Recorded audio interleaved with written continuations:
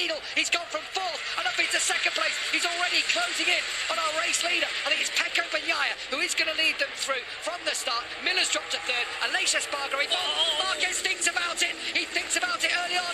Does he have a second bite at the cherry? Not this time. Pecco Bagnaia closes the door, but Marquez means business. He wants to hit the front and then check out if he can. Yeah, he wants to hit the front, but I'm hoping he's learned from Silverstone. We saw what happened there 2 weeks ago.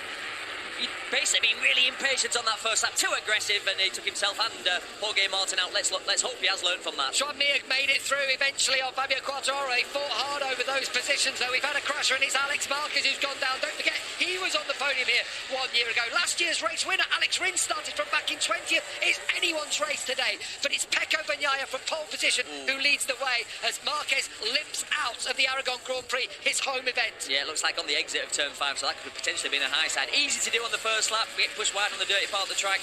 Already the black lines being laid down by those Ducatis coming through turn 13 over the rise, and then the track drops down. Marquez had a crash here. As I say, he said he would have saved it, the old Marc. He didn't on that occasion. Can he keep it on 2 wheels today? Can he manage that tyre to the end like he managed in Austria before the race came?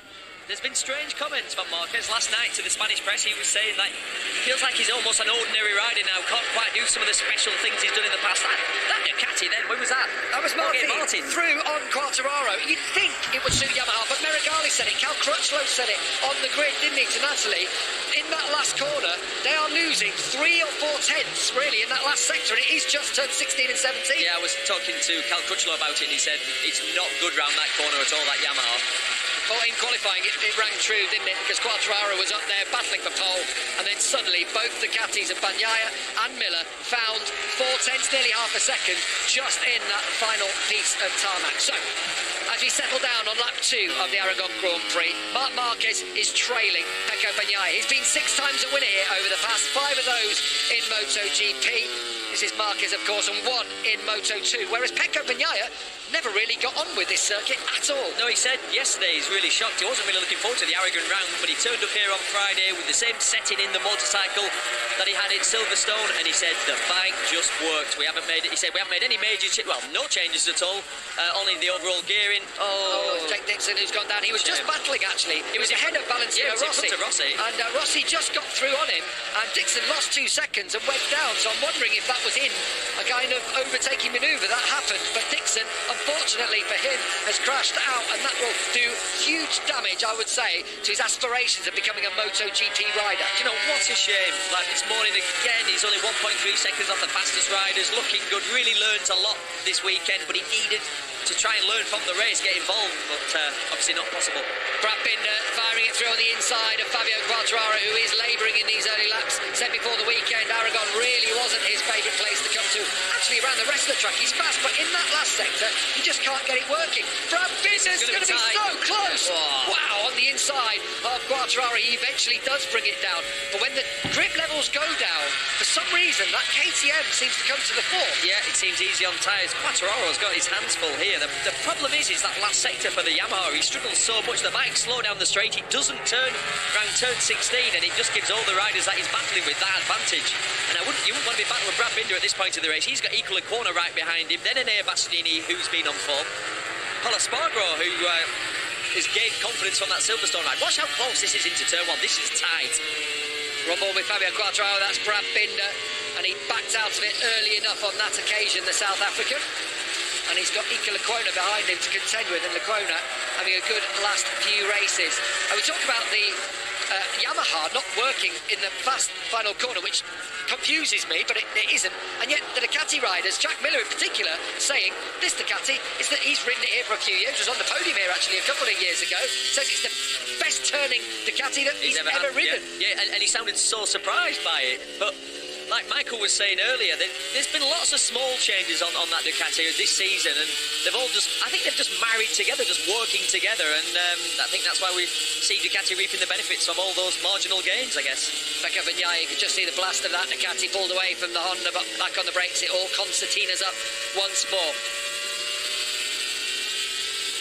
Both get on the throttle fairly similar times. He's being warned that Marquez is behind him. Jack Miller, actually the fastest rider on the circuit, keeping tabs with Marquez, who runs it tight into the back of Bagnaia.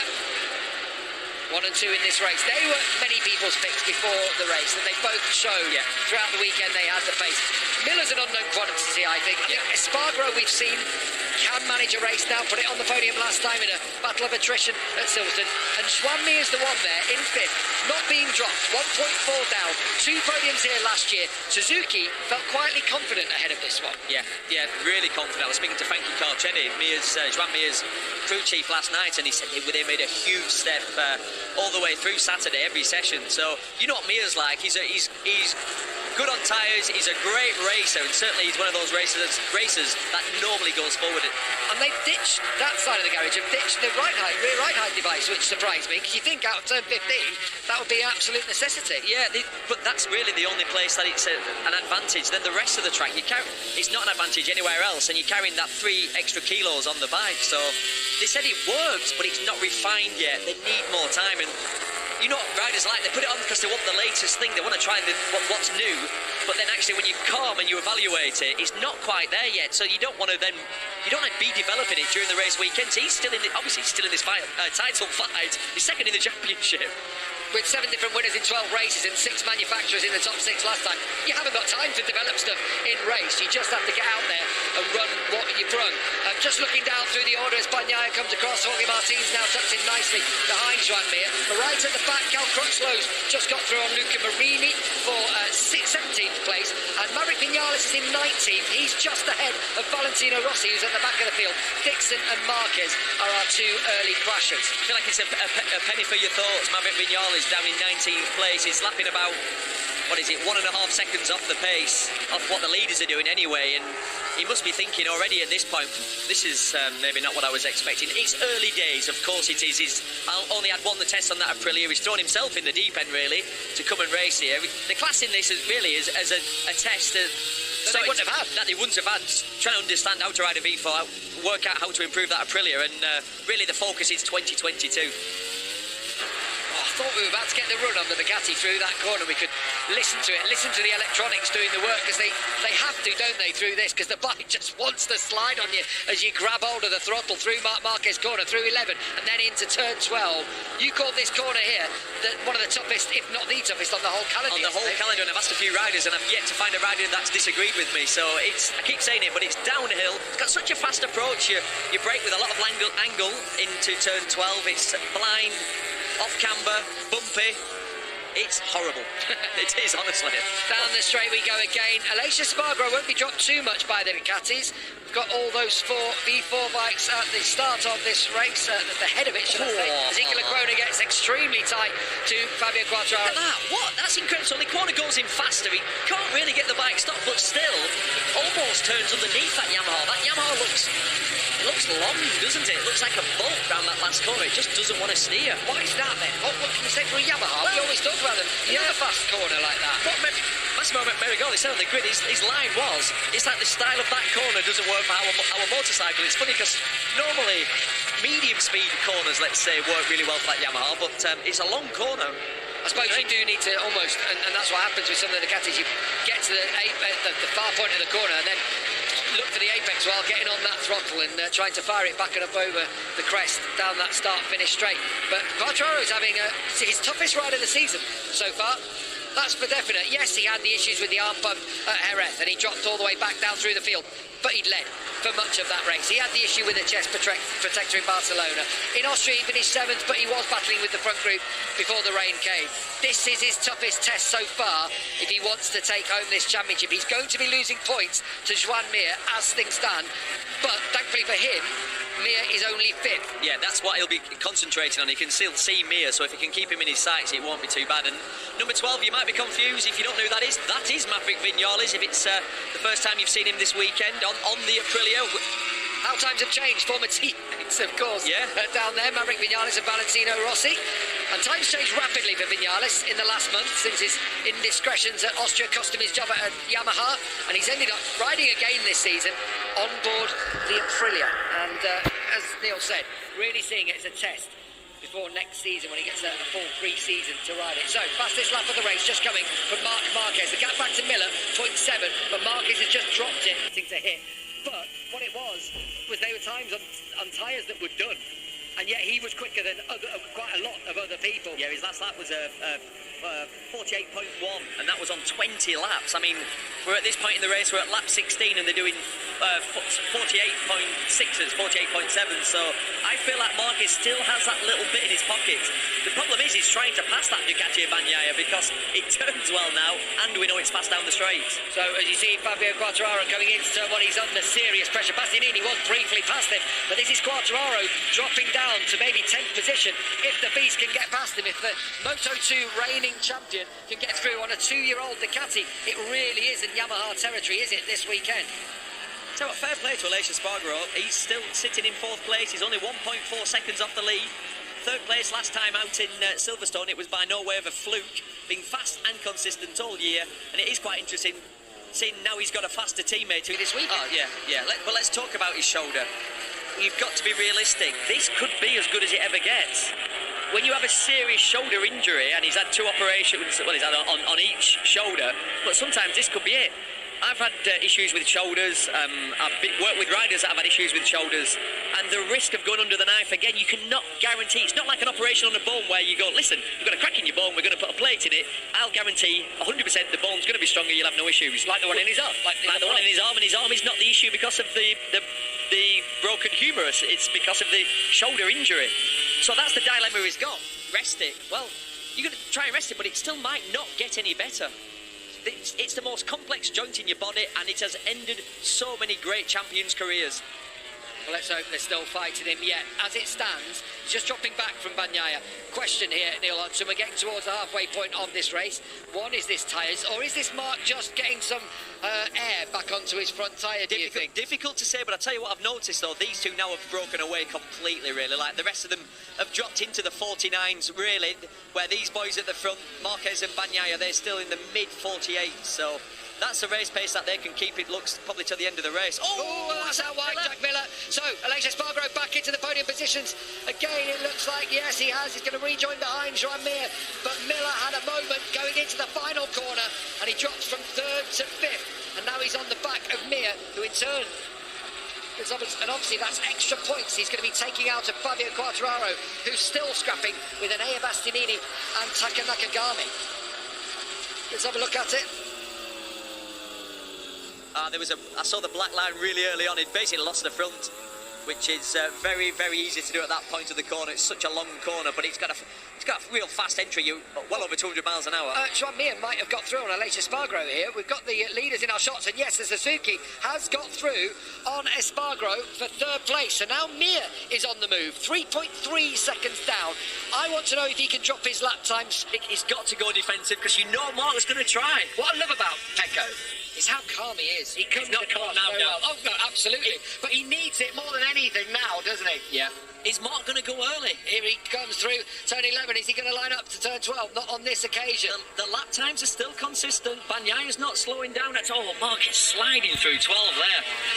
Well, it's all bets off, isn't it, now, as regards tyres? You just use what you've got left. Yeah, that's very true. Now you don't even think about saving anything. It's go defence. Lose. Could see him try and line up, so he got the run down the back straights, just short of a kilometre, 0.6 of a mile. Again, it looks like Marc's going to run deep, but he'll try and square it off and close in all the time on Pecco Bagnaia when they come across the line. Still 3 laps to go in this race. That Ducati just has a little bit too much for him to get alongside down into two.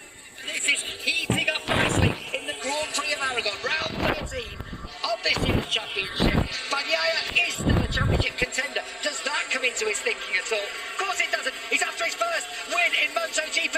Marc Marquez is looking to deny him that one. Oh, he's got it into 5. Here he comes. Marc Marquez goes through, but he's going to run wide. Bagnaia cuts him off.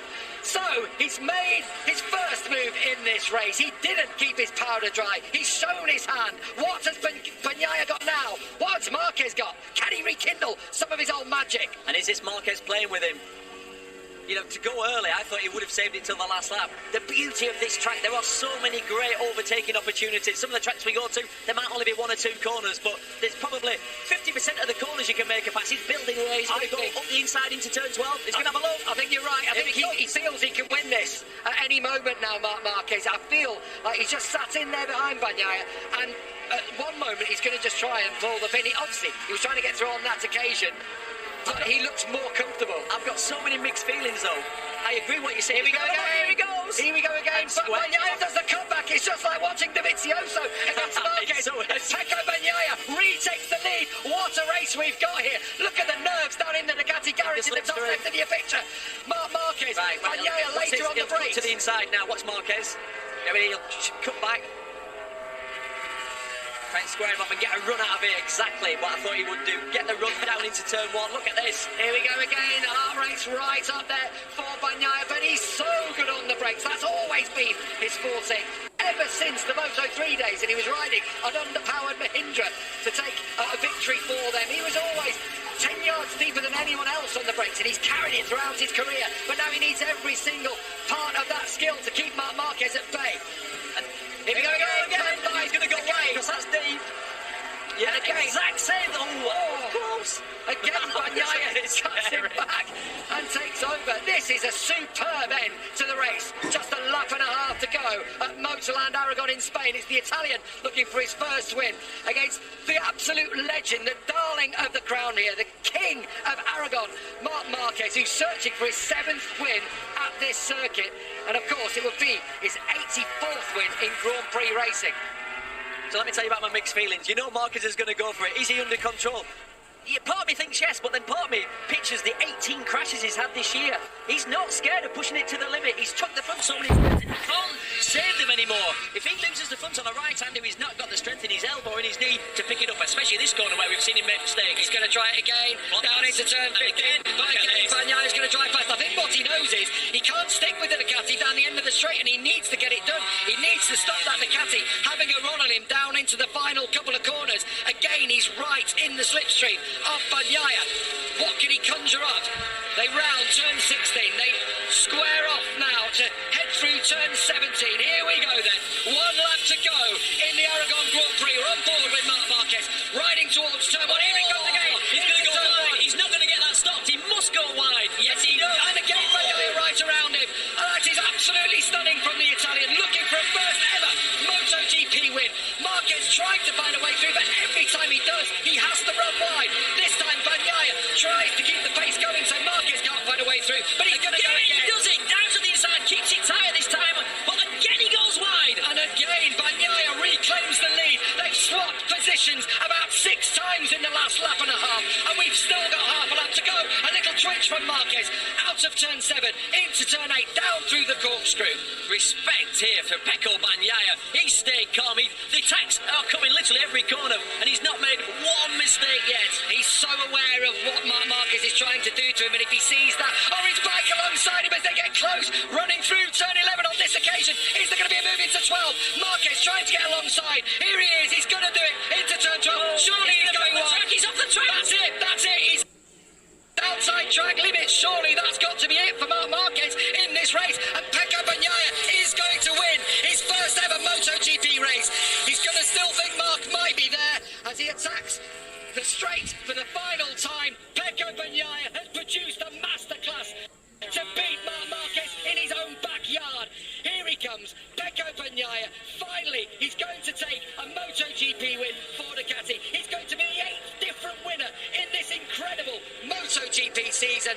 Pecco Bagnaia for Ducati takes victory in the Grand Prix of Aragon.